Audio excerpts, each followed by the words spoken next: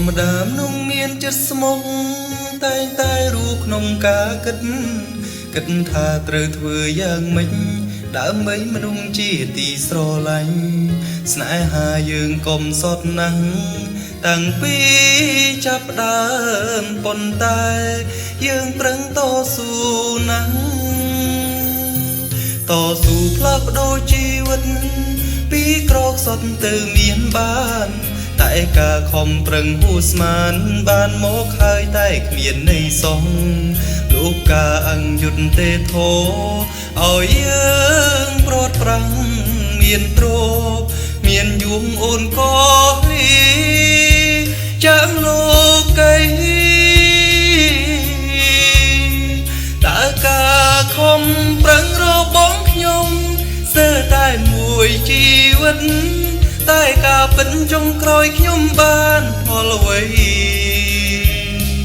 ដើម្បីមនុស្សខ្លួនស្រឡាញ់បងខំទាំងយប់ថ្ងៃដល់ពេលជោគជ័យហេតុអ្វីគ្មានវត្តមានអូនអាចរួមទុកជាមួយគ្នាបានតែមិនអាចរួមសុខសាន្តចង់ដល់គ្រប់យ៉ាងចង់ឃើញស្នាមញញឹមហេតុអ្វីឆាប់បែកបងម្លេះបងយំស្រែប្រកមុំកិត្តិយសទ្រពធនអ្នកជួយខ្ញុំលែងបានហើយ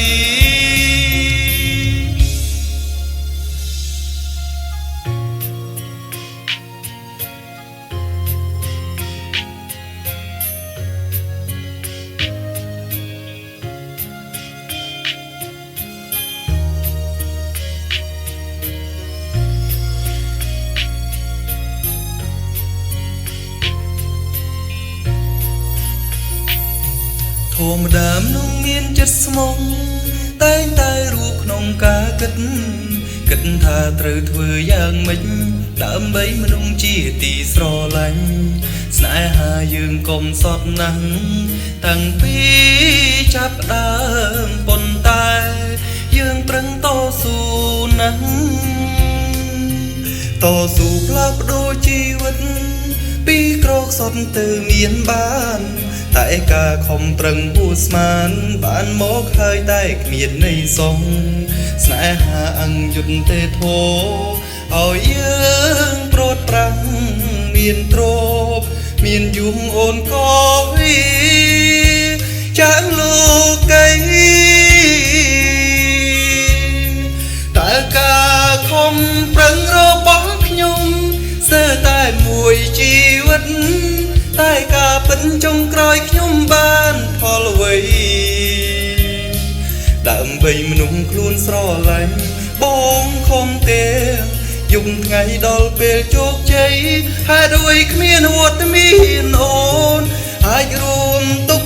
ជាមួយគ្នាបានតែមិនអាចរួមសុខសាន្តចង់ដល់គ្រប់យ៉ាងចង់ឃើញស្នាមញញឹម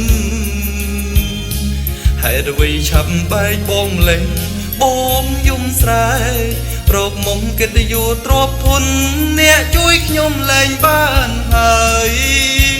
កិត្តិយសទ្រពធនអ្នកលែងមានន័យទៀតហើយ